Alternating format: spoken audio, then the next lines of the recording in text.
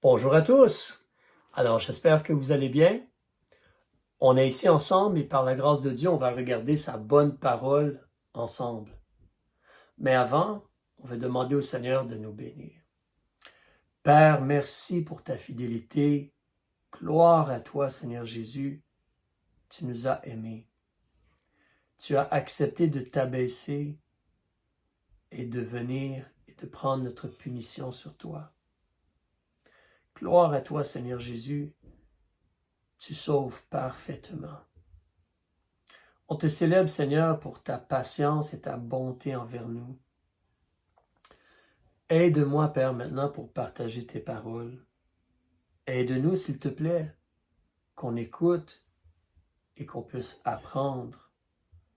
Aide-nous à se laisser corriger et changer et avertir. Console-nous aussi par tes bonnes paroles, Père. Aide-nous par ton esprit qu'on puisse être bien nourris. Nous demandons ceci pour ta gloire, Père, et par le nom de Jésus-Christ. Amen.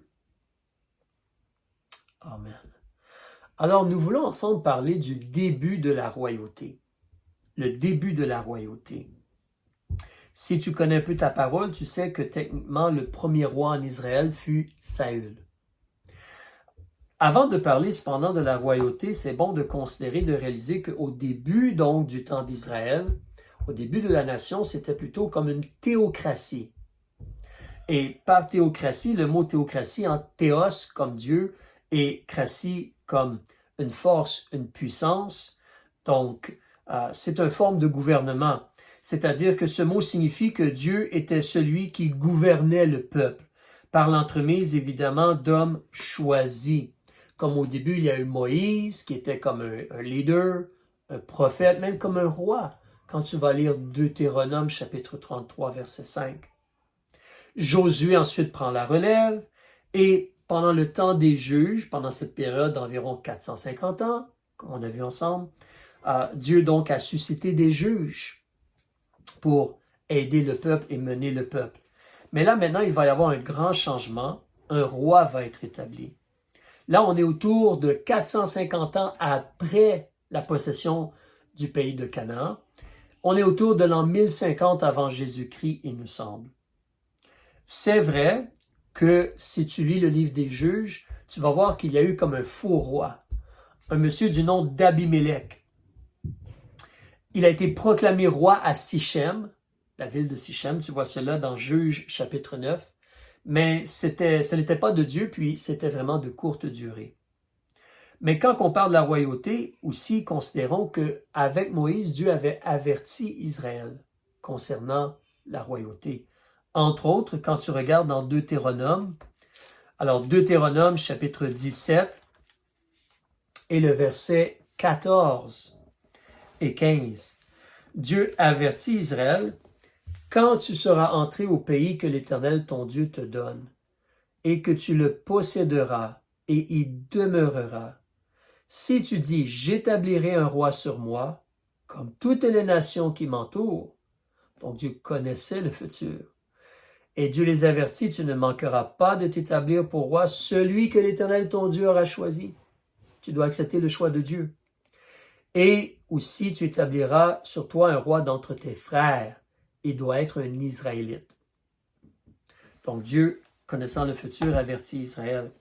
Alors le premier roi, Saül. Mais peut-être c'est utile encore là pour toi et moi de considérer là, quand tu regardes le temps où Saül a été établi roi, quelle était la condition du cœur des gens, la condition du peuple d'Israël? Quel genre d'attitude, quel genre d'action, de réaction? Comment était-il? Comment était leur relation avec Dieu en ce temps-là? On peut considérer trois choses. Premièrement, à la base, le fait qu'ils choisissent un roi, c'est un rejet de Dieu. 1 Samuel chapitre 8. Alors, 1 Samuel chapitre 8, si tu veux venir avec moi. 1 Samuel chapitre 8, voilà. Verset 7, si tu regardes, on te dit: l'Éternel dit à Samuel: obéis à la voix du peuple en tout ce qu'ils te diront, Car ce n'est pas toi qu'ils ont rejeté, mais c'est moi qu'ils ont rejeté, afin que je ne règne point sur eux. Ça, c'est la nation d'Israël autour de ce temps-là.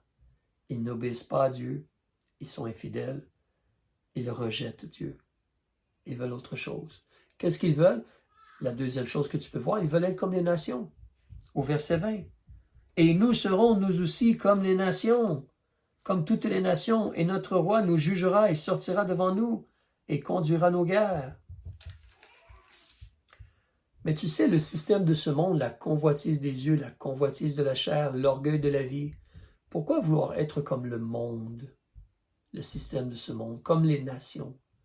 Israël, à la place, pouvait être la nation de Dieu, séparée, particulière, une nation particulière qui marche dans la lumière, dans la vérité, sous la grâce de Dieu, la bénédiction de Dieu, l'amour de Dieu sur eux. Pourquoi vouloir être comme les nations? Une troisième chose, il y a un manque de foi aussi. Si tu regardes vers le chapitre 12, Samuel nous déclare ceci, ici concernant le peuple et la condition du peuple. Chapitre 12, verset 12.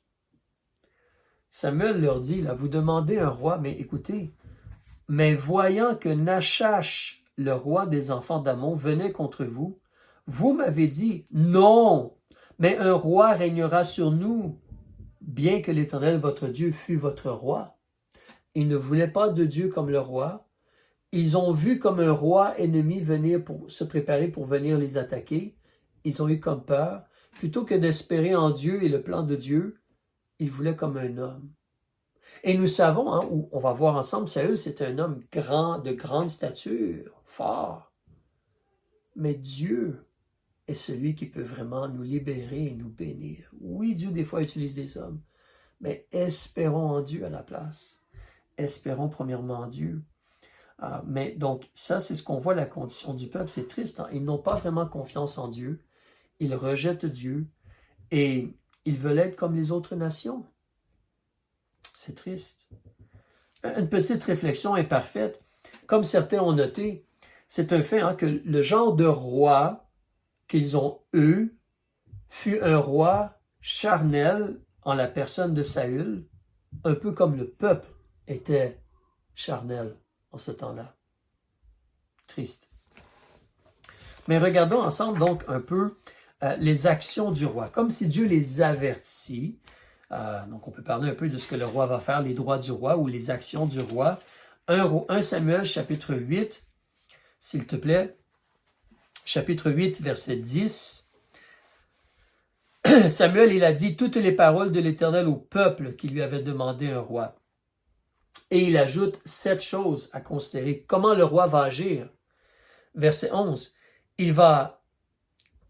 Voici comment vous traiterez le roi qui régnera sur vous. Il prendra vos fils et les mettra sur ses chars. Au verset 12, il va prendre aussi pour en faire ses chefs de milliers et ses chefs de cinquantaine. Donc, le roi, là, que vous allez avoir, il va prendre vos fils et il va en faire ses soldats. Il va en faire aussi ses ouvriers, à la fin du verset 12, pour récolter sa moisson et pour faire ses instruments de guerre et l'attirail de ses chars. Même vos filles, il va prendre vos filles pour en faire 16 ouvrières, au verset 13. Il prendra aussi vos filles pour en faire des parfumeuses, des cuisinières et des boulangères. Tu veux perdre tes enfants comme cela? Il va venir et il va prendre. Il est comme le roi. Il va aussi prendre vos champs, vos vignes, pour les donner à ses serviteurs. Au verset 14, il prendra vos champs, vos vignes et vos oliviers, les meilleurs, et les donnera à ses serviteurs. Pourquoi tu voudrais cela, un roi comme cela? Ensuite, verset 15, il va même prendre ta dîme pour la donner à ses serviteurs. Il va lever la dîme de vos grains et de vos vignes et les donner à ses eunuques et ses serviteurs. Verset 17, il va dîmer vos troupeaux et vous serez ses esclaves. Et il est à noter que ici, c'est probablement pas la dîme comme ce qu'on donnait à Dieu, mais en plus de cela, comme des impôts qu'il va se permettre de prendre.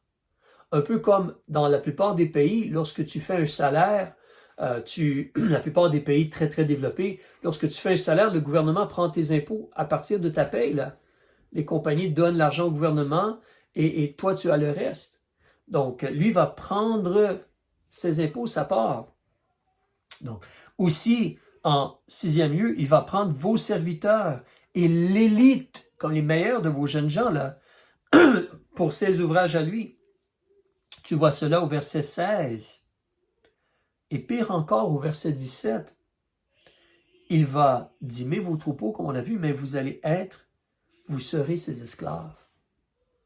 Tu veux un roi, tu vas être l'esclave du roi. Il est le maître, tu es comme l'esclave du roi.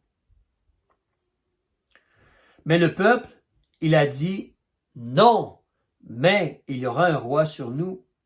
Au verset 19, tu vois cela. Le peuple refusa d'écouter la voix de Samuel.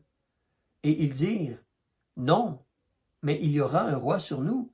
Samuel les a avertis au verset 18, vous allez crier en ce jour-là, à cause de votre roi, que vous vous serez choisi. Mais l'Éternel ne vous exaucera point. Tu l'as demandé, voilà, tu l'as, puis c'est ton choix. Et le peuple a choisi, on veut un roi. On veut un roi.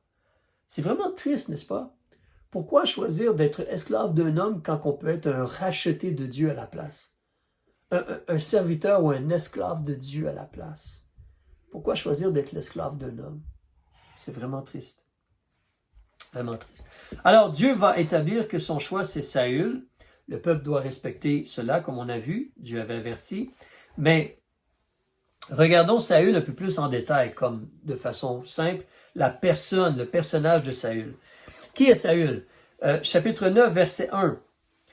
Il y avait un homme de Benjamin nommé Kis, fils d'un Benjamite et vaillant homme. Kis, fils d'Abiel, fils de Tira, etc. Mais il est Benjamite et fils d'un vaillant homme. Donc, en réalité, Saül, c'est le fils d'un homme vaillant et d'un Benjamite. Et un homme qui n'est pas pauvre nécessairement parce qu'il a des serviteurs et des ânes. Si tu regardes au verset 3, les ânesses de Kis, et prend un des serviteurs. Donc, c'est un homme qui est bien néanti, là, qui n'est pas pauvre. Quand tu regardes Saül lui-même, on te dit au verset 2, Saül, jeune et beau, et aucun des enfants d'Israël n'était plus beau que lui. Et des épaules en haut, il dépassait tout le peuple. Donc Saül était très beau et grand, plus grand que tous les Israélites. Il était plus grand de peut-être l'espace d'un pied, là, ou presque. Il était grand, imposant en stature. Et comme son père était vaillant, et c'était un homme fort, Saül, et grand et capable. Mais quel genre de cœur a-t-il ou va-t-il avoir? Choisir d'avoir.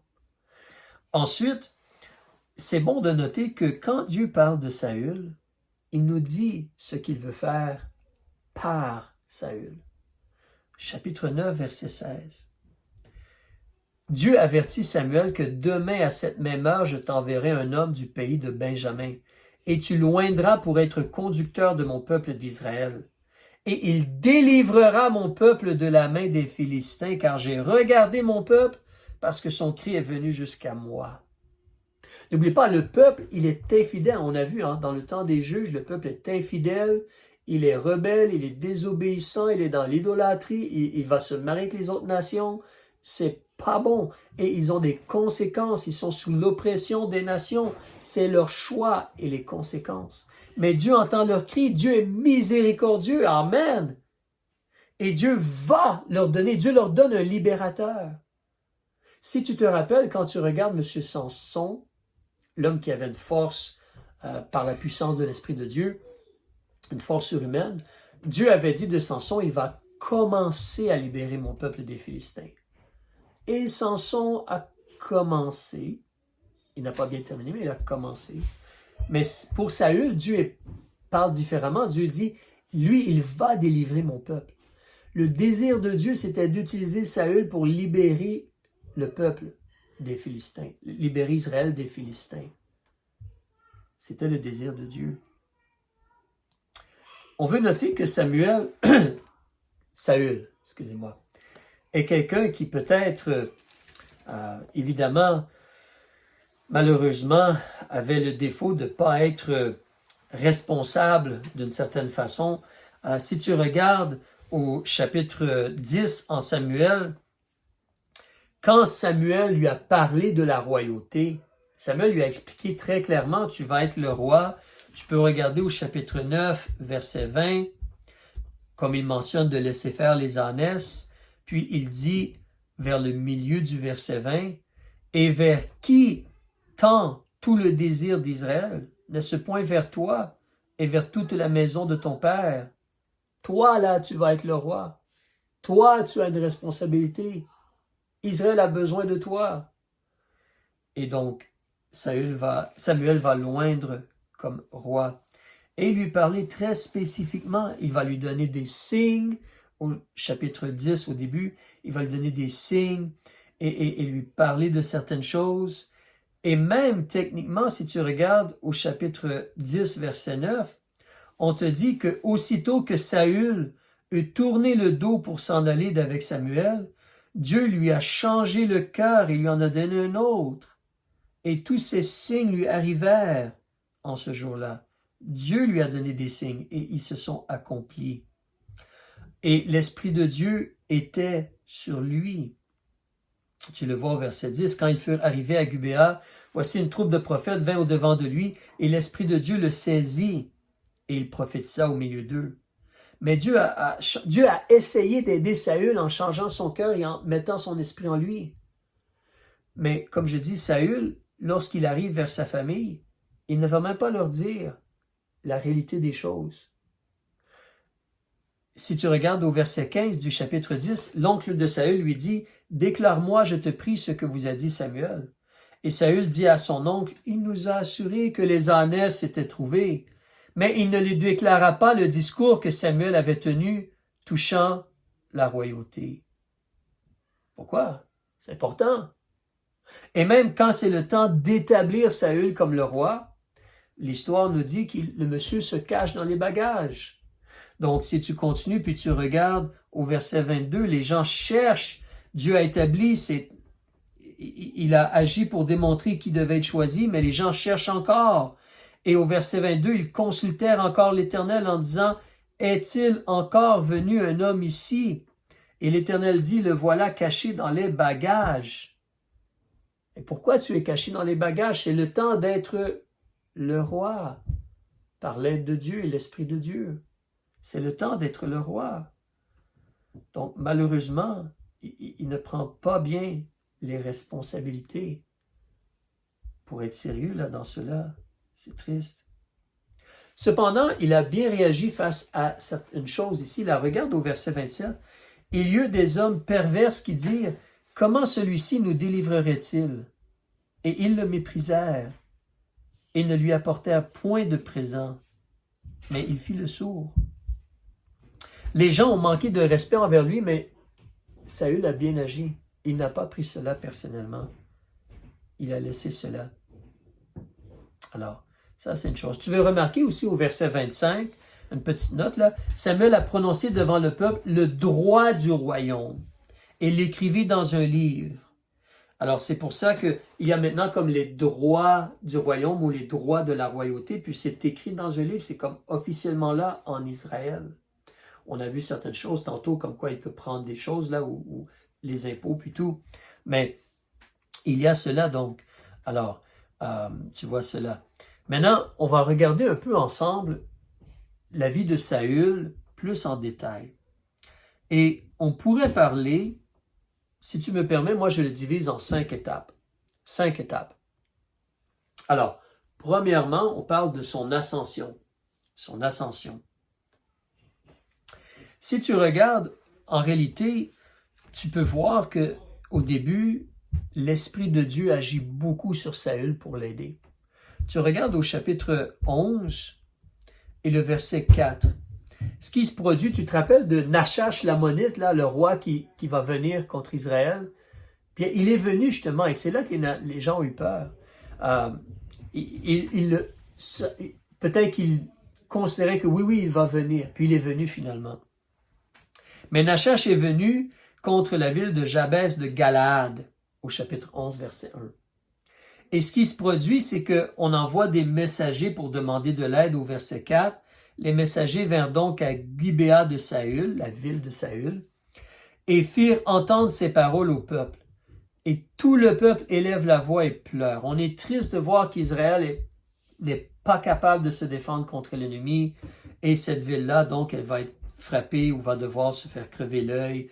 Bon, tu peux lire le passage du chapitre 11, versets 1 à 3. Mais Saül, au verset 5, il revenait des champs derrière ses bœufs, et il dit, « Qu'a donc le peuple pour pleurer ainsi? » Et on lui raconta ce qu'avaient dit ceux de Jabez. Or, l'Esprit de Dieu a saisi Saül quand il entendit ces paroles. Et il entra dans une grande colère. Comme, comment cela on fait ça à mon peuple? Qu'est-ce qui se passe? Qu'est-ce qu'il en est? Et donc, il a pris une couple de bœufs, il les a coupés en morceaux, il a envoyé cela dans tout le territoire d'Israël, en disant, on va traiter de même les bœufs de ceux qui ne sortent point à la suite de Saül et de Samuel. Et la frayeur de l'Éternel saisit le peuple, et ils sortirent comme un seul homme. Mais je veux te faire voir ici quelque chose, comment Saül, en tant que chef, là, que roi, l'Esprit de Dieu était avec lui pour l'aider. Et ici, l'expression l'a saisi par l'Esprit de Dieu. En réalité, tu vois cela aussi avec le temps des juges. Je ne l'avais pas mentionné auparavant, mais reculons un peu dans le livre des juges. Juges chapitre 3, s'il te plaît. Juges chapitre 3, verset 10. On parle ici de Othniel qui a été juge en Israël. Et regarde au verset 10 la mention que Dieu nous donne. L'Esprit de l'Éternel fut sur lui. Et il jugea Israël et il sortit en bataille. L'Éternel a livré entre ses mains Cushan Rishathaïm, roi d'Aram. L'Esprit de Dieu était là pour aider les juges dans le travail qu'ils devaient faire. Un autre exemple, chapitre 6, verset 34, avec M. Gédéon. Alors, verset 34, « L'Esprit de l'Éternel revêtit Gédéon, et il sonna de la trompette, et les Abiézérites s'assemblèrent pour le suivre. » L'Esprit de Dieu était avec Gédéon pour l'aider. Tu le vois encore au chapitre 11. Et au verset 29. « Alors l'Esprit de l'Éternel fut sur Jephthé, qui traversait Galaad et Manassé.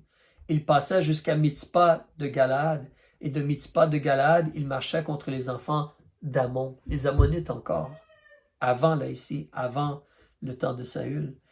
Chapitre 13, verset 25, tu regardes la vie de Samson. L'Esprit de l'Éternel commença de l'animer. Samson, à Makané, Dan, entre Tsura et Ashtaol. Pour Samson, tu le revois encore si tu regardes aussi au chapitre 14 et le verset 6. L'Esprit de l'Éternel saisit Samson, et encore au verset 19. L'Esprit de l'Éternel le saisit et il descendit à Askelon. Chapitre 15, verset 14, tu vois l'expression de nouveau. Pour Samson, quand il vint à Léchi, les Philistins poussèrent des cris de joie à sa rencontre, mais l'Esprit de l'Éternel le saisit.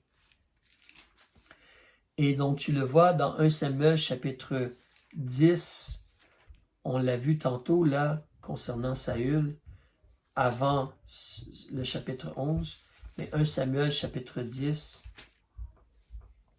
au verset 6, Samuel lui avait dit, Saül, l'Esprit de l'Éternel te saisira et tu prophétiseras avec eux comme les autres fils de prophètes ou prophètes là, et tu seras changé à un autre homme. Et au verset 10 qu'on a lu tantôt, quand il est arrivé, l'Esprit de Dieu le saisit et il prophétisa au milieu d'eux. Alors, ici, ce qu'on veut réaliser, c'est que autant les juges l'avant, mais spécifiquement Saül. Donc, Dieu a changé son cœur, l'Esprit de Dieu est sur lui. Il est changé à un autre homme. Saül avait tout ce dont il avait de besoin pour être victorieux et béni et vraiment libérer Israël de la main des Philistins. Il avait tout pour faire le travail. Et justement, au début de sa vie, il a la victoire sur les Ammonites, une grosse victoire au chapitre 11. Tu vois cela. Et ça, ce sont des Israélites qui sont surtout du côté est du Jourdain. Il y a 2 tribus ennemies de ce côté-là. Mais ensuite, Tu vois au chapitre 13 qu'il y a une victoire sur la garnison des Philistins, surtout par Jonathan, mais il y a une victoire. Dieu est avec eux. Ensuite, il y a une victoire sur les Philistins, une grande victoire. Oui, là, c'est par l'aide de Jonathan, si tu te rappelles, mais une grande victoire. Mais regarde au chapitre 14 avec moi, s'il te plaît, versets 47 et 48. Donc, on parle de l'ascension de Saül, on parle que Saül devient roi, et il a l'Esprit de Dieu qui le saisit, qui l'aide. Il est un nouvel homme. Il peut être victorieux et libérer son peuple. Versets 47 et 48. Saül régna donc sur Israël et fit la guerre de tous côtés contre ses ennemis, contre Moab, contre les Ammonites, contre Édom, contre les rois de Tsoba et contre les Philistins. Partout où il se tournait, il portait la terreur. Il déploya de la vaillance et bâtit Amalek et délivra Israël de la main de ceux qui le pillaient. Amen! Il fait très bien ici, Saül. Il fait très bien. Ça, c'est son début, son ascension. Alors, maintenant, on veut parler un peu de ses erreurs coûteuses. Ces erreurs coûteuses. Donc, peut-être aujourd'hui, on n'aura pas le temps de voir les 5 étapes, mais on veut parler de ces erreurs coûteuses. Ces erreurs coûteuses. Malheureusement, Saül a eu de la désobéissance envers les ordres de Dieu. Si tu regardes au chapitre 13 avec moi, chapitre 13, ce qui se produit, c'est que Dieu avait averti Saül très clairement. Même recule au chapitre 10, s'il te plaît. Dieu avertit en disant au verset 5 du chapitre 10, non, excuse-moi un instant, on veut surtout regarder verset, verset 5. Après cela, tu viendras à Gubéa Elohim, où est la garnison des Philistins. Et il arrivera qu'en entrant dans la ville, tu rencontreras une troupe de prophètes descendant du haut lieu, ayant devant eux une lyre, un tambour, une flûte et une harpe, et qui prophétiseront. Et l'Esprit de l'Éternel te saisira et tu prophétiseras, et tu seras changé en un autre homme. Ensuite, Samuel ajoute, et quand ces signes te seront arrivés, fais tout ce qui se présentera à faire. Fais le travail pour libérer le peuple, car Dieu est avec toi. Tu peux le faire, fais-le. Puis tu descendras devant moi à Gilgal. Ça, c'est un endroit. Si tu te rappelles, Josué avait passé à Gilgal aussi. Et voici, je descendrai vers toi pour offrir des holocaustes et des sacrifices de prospérité. Tu attendras 7 jours. Moi, je vais venir et je vais faire les sacrifices. Parce que toi, Saül, tu n'as pas le droit de faire les sacrifices. Mais Samuel est un lévite et un prophète de Dieu. Jusqu'à ce que j'arrive auprès de toi. Donc, tu attendras 7 jours jusqu'à ce que j'arrive auprès de toi et je te déclarerai ce que tu devras faire. Donc, tu dois attendre ma venue pour les sacrifices et la direction de Dieu. Attends. Avant, tu fais ce qui a à être fait. Mais après ça, tu vas à Gilgal, puis tu attends 7 jours que moi je vienne. Et qu'est-ce que Saül a fait? Là, on avance au temps de Gilgal, au chapitre 13 et au verset 8. Et il attendit 7 jours, selon le temps marqué par Samuel. Mais Samuel ne venait point à Gilgal, et le peuple s'éloignait d'auprès de Saül. Alors Saül dit, « Amenez-moi l'holocauste et les sacrifices de prospérité. » Comment cela? Mais Saül, tu n'as pas le droit de faire les sacrifices. Tu n'es pas un descendant d'Aaron ou des Lévites, tu n'as pas le droit de toucher à cela. Mais il va le faire. Remarque ici que le peuple s'éloigne. Est-ce que Saül a peur que les gens le quittent et qu'il soit tout seul? Mais Dieu est avec lui. Dieu lui a dit, je suis avec toi. Et Dieu lui avait dit, attends, Samuel va venir, puis je vais te dire quoi faire ensuite. Saül aurait dû choisir d'avoir confiance en Dieu, d'espérer en Dieu, d'attendre la direction de Dieu et de ne pas agir. Donc, ici, on te dit que Samuel ne venait point, donc il dit, amenez-moi. Et au verset 9, donc, il a offert l'Holocauste. Il n'aurait pas dû faire cela, mais là, il a fait cela. Or, dès qu'il eut achevé d'offrir l'Holocauste, voici Samuel arriva, et Saül sortit au-devant de lui pour le saluer. Mais Samuel dit, qu'as-tu fait? Saül répondit, quand j'ai vu que le peuple s'en allait d'avec moi, et que tu ne venais point au jour assigné, et que les Philistins étaient assemblés à Michmash, j'ai dit, les Philistins descendront maintenant contre moi à Gilgal, et je n'ai point supplié l'Éternel, et après m'être ainsi retenu, j'ai offert l'Holocauste. C'est particulier comment il parle, n'est-ce pas? Peut-être qu'il peut se justifier lui-même ou se convaincre lui-même, mais il a très mal agi. Très mal agi. Verset 13. Alors Samuel dit à Saül, tu as agi follement.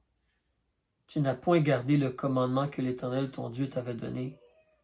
Car l'Éternel eut maintenant affermi ton règne sur Israël à toujours. À toujours. Tu vois ce qui se passe? C'est triste. Un peu comme le peuple, Saül a manqué de foi en Dieu. Et Saül a choisi de faire un holocauste ou un sacrifice. Il n'avait pas le droit de faire cela. Le peuple a choisi de sacrifier aux idoles aussi, tu te rappelles. Pas le droit de faire cela. Alors, il est rejeté par Dieu. Verset 14. Mais maintenant ton règne ne sera point stable. L'Éternel s'est cherché un homme selon son cœur. Et l'Éternel l'a destiné à être le conducteur de son peuple, parce que tu n'as point gardé ce que l'Éternel t'avait commandé. Tu ne seras plus roi. Tu ne seras plus roi, Saül. Maintenant, c'est David qui va être le roi. Oui, cela va prendre un certain temps, mais c'est David qui va être le roi. Et comment est-ce que, donc comme on nous présente malheureusement, Saül a agi follement. Il n'a pas obéi aux ordres de Dieu. Ce fut une erreur très coûteuse. Une autre erreur aussi coûteuse, il n'a pas exterminé Amalek. Chapitre 15. On ne va pas lire tout le chapitre, mais Dieu a envoyé Saül en expédition pour exterminer Amalek, qui avait attaqué Israël, si tu te rappelles, dans le désert, là, à leur sortie d'Égypte. C'était le jugement de Dieu. Il devait exterminer Amalek, mais il a choisi de ne pas exterminer tout Amalek. Il n'a pas fait cela, malheureusement. Il n'a pas fait cela, malheureusement. C'est vraiment triste.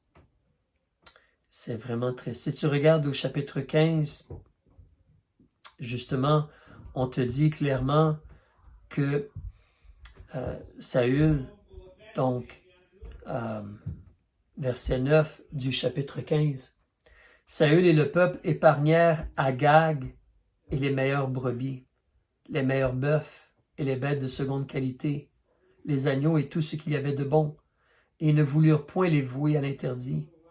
Ils vouèrent seulement à l'interdit tout ce qui était méprisable et chétif. Et Dieu en a parlé à Samuel. Et Samuel est allé voir Saül. Et ce qui est triste, c'est l'attitude de Saül. Quand Samuel lui parle, au verset 13, Saül dit « Sois béni de l'Éternel, j'ai exécuté la parole de l'Éternel. » Et Samuel lui fait bien voir. Hein? Peut-être, malheureusement, des fois, on désobéit à Dieu et on essaie de se justifier ou de se convaincre nous-mêmes que non, c'est correct, tu comprends. Non. Malheureusement, Samuel a dit à Saül, « Quel est donc ce bêlement de brebis qui retentit à mes oreilles et ce meuglement de bœuf que j'entends? » Et là, Saül dit, « Ils les ont amenés des Amalécites, car le peuple a épargné les meilleures brebis et les meilleurs bœufs pour les sacrifier à l'Éternel ton Dieu. » Hey, ce qu'on fait, on le fait pour Dieu, là! Non. Dieu avait dit de tout exterminer, incluant les animaux. Tu n'obéis pas à Dieu. Tu ne peux pas changer ce que Dieu demande de faire. Tu ne peux pas. Et Samuel dit, il a parlé à Saül pour lui dire justement, au verset 19, « Pourquoi n'as-tu pas obéi à la voix de l'Éternel et pourquoi t'es-tu jeté sur le butin et as-tu fait ce qui déplaît à l'Éternel? » Et Saül répond à Samuel, « J'ai pourtant obéi à la voix de l'Éternel et je suis allé par le chemin par lequel l'Éternel m'a envoyé. J'ai amené Agag, roi d'Amalek, et j'ai voué à l'interdit les Amalécites. Mais c'est le peuple. Alors, le peuple a pris sur le butin des brebis et des bœufs comme prémisse de l'interdit pour sacrifier à l'Éternel ton Dieu. » Non, c'est là que Samuel lui explique que Dieu ne prend pas plaisir aux holocaustes et aux sacrifices comme à ce qu'on obéisse à la voix de l'Éternel. Obéir vaut mieux que sacrifice. Être attentif vaut mieux que la graisse des moutons. La rébellion, c'est comme le péché de divination. La résistance, c'est comme les idoles et les téraphins. Tu as rejeté la parole de Dieu. C'est comme Israël a fait. Hein? Tu as rejeté la parole de l'Éternel. Il t'a rejeté pour n'être plus roi. Et il explique au verset 24 pourquoi il a fait ce qu'il a fait. C'est un peu comme je mentionnais tantôt, il a eu peur peut-être un peu, puis il a choisi de faire le sacrifice. Ici, quand il devait attendre à Gilgal, là. Mais ici au verset 24, Saül répondit à Samuel, « J'ai péché car j'ai transgressé le commandement de l'Éternel et tes paroles, parce que je craignais le peuple et j'ai obéi à sa voix. » Adam a obéi à la voix de sa femme et il a fait entrer le péché dans le monde. Saül a craint le peuple et a obéi à la voix du peuple. Et lui, il va perdre la royauté. Il va perdre la royauté. Alors aujourd'hui, on voit seulement deux des étapes de la vie de Saül, d'une certaine façon. Il y en aura trois à regarder plus tard. Mais en conclusion, rappelle-toi, cher ami, le désir de Dieu, c'est de libérer de l'esclavage du péché, de libérer du jugement, de la condamnation qu'on mérite. C'est comme ici, le désir de Dieu, c'était de libérer Israël de l'emprise, de l'oppression des Philistins. Dieu voulait qu'ils soient bénis dans l'abondance dans leur pays. Pour toi et moi, c'est un peu différent, mais rappelle-toi, Jésus, il a dit, le Fils de l'homme est venu chercher et sauver, comme délivrer ce qui était perdu. Alors Jésus est venu pour nous délivrer de l'étang ardent de feu et de soufre, enfer. Et Jésus est venu pour nous délivrer de la puissance que le péché a sur notre cœur, sur nous, sur nos choix. Il a fait cela. Remarque aussi la réalité que le désir de Dieu, c'était d'affermir le règne de Saül pour toujours.